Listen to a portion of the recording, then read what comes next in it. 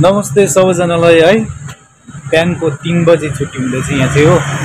यो चाहिँ अब हामी सिफ्ट भएर पनि यस्तो यस्तो दोकान चाहिँ यस्तो खालको चाहिँ यहाँको दोकान चाहिँ हो।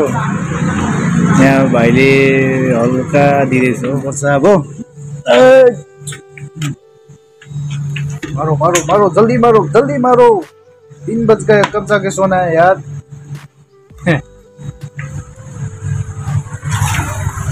यस्तो छ बिहानको 3 बजेको नजारा यस्तो छ। यो चाहिँ हाम्रो दोकान मान्छेहरू बसिरहेछ बाहिर। आज ईद हो, ईदमा मान्छेहरू चाहिँ परदेशी जिन्दगी चाहिँ अब बिहानको 3 बजे भर्खर छुट्टी भएको अब गए हुँदैछ हो।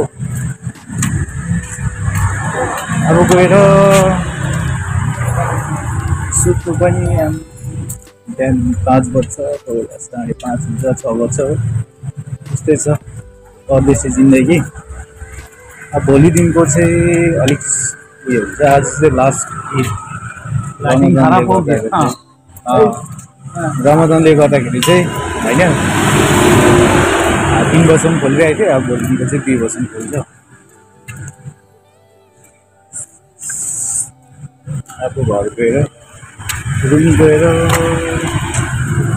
हरेसो जिन्दगी परदेशको इन्जोय हुँदैछ। यस्तै छ रातिको नजारा चाहिँ यस्तो छ हो। रातिको भन्नु आइहाल्दैछ बिहानको। बिहान 3 बजी चाहिँ हामी ड्युटी जाँदैछ। अमित भाई बोलो भाई, नींद लग रहा है नहीं लग रहा है? हाँ नींद आया। आज ईद है, ईद का दिन इतना टाइम क्या हुआ? वो लोग बोलना चाहिए जो 12 बजे बंद कर दो। क्या क्या क्या क्या हुआ? 12 बजे बंद कर दो, ईद है आज। हाँ आज भी वो 3 बजे 3 से ऊपर से बंद करा हमको। तो फिर क्या प्लानिंग है कल का? कल हम लोग सब मिल के जाऊँगा घूमने के लिए। किधर जाओगे? और मुराद भाई तो बदर भाई सब लोग बोला ना, और अब वीडियो करा। हाँ ठीक है भाई, संगालो तो गुड नाइट। हाँ मैं जा रहा हूँ। ओके। अब त्यो चाहिँ उताबाट गयो है। म चाहिँ रुम जाँदैछु। मेरो चाहिँ रुम अलिकति पर छ हो, त्यही भएर अब पर भन्दा पनि त्यस्तै 5 मिनट भनौँ, 5 मिनट डिस्टेन्समा। अहिले चाहिँ राति नाइट ड्युटीले गर्दाखेरि साह्रो छ है। अन्त भोलि पनि ईद पनि रहेछ। ईदको लागि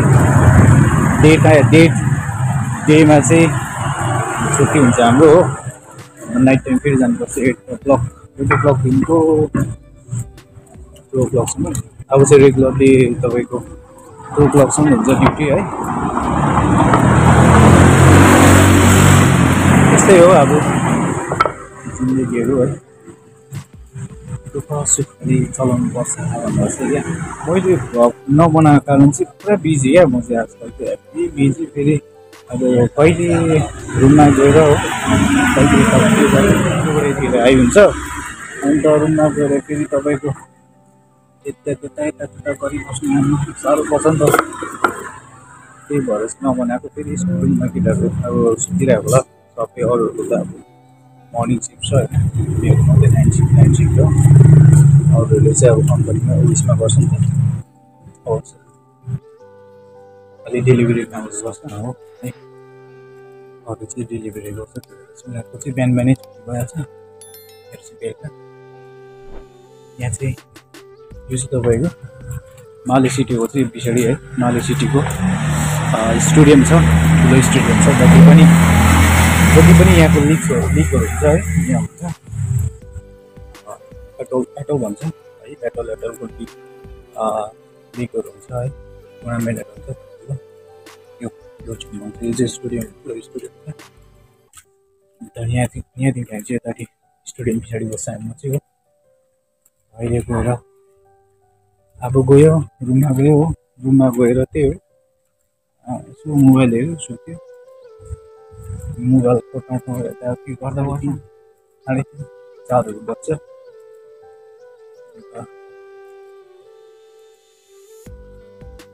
अब दिनदिनै घर आउने टाइम पनि हुँदैछ हो, खुसी पनि लाग्दछ। एउटा कुरो चाहिँ के हुँदो रहेछ भने अब यसरी नाइट ड्युटी हुँदाखेरि साह्रो पर्ने क्या। अब मेरो र उनीहरूको जो रुममा बस्नेहरू छ है, उनीहरूको त्यो टाइमिङ मिल्दैन क्या। उनीहरू सुतिरहेको हुन्छ, म बोल्छु गएको हुन्छ होइन। म त अब जाँदा चाहिँ अब मेरो डिस्टर्ब हुँदैन, म एक्लै हुन्छु होइन। जब म सुतिरहेको हुन्छ नि तब चाहिँ मोराले डिस्टर्ब क्या आमीको घरि लाइट बालिदिन्छ हो, घरि के गरिदिन्छ, दिमाग खराब गरिदिन्छ कि।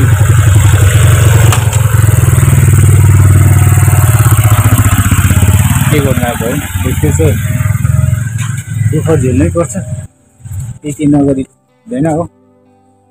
अन्त मेरो रुम पनि आइपुग्ने आँट्यो, जहाँबाट मलाई हेर्दैछ है, सपोर्ट गर्ने है, लाइक कमेन्ट सेयर गर्नु नबिर्सिनुहोस् होला मेरो ब्लगलाई, सपोर्ट गर्नुहोस्।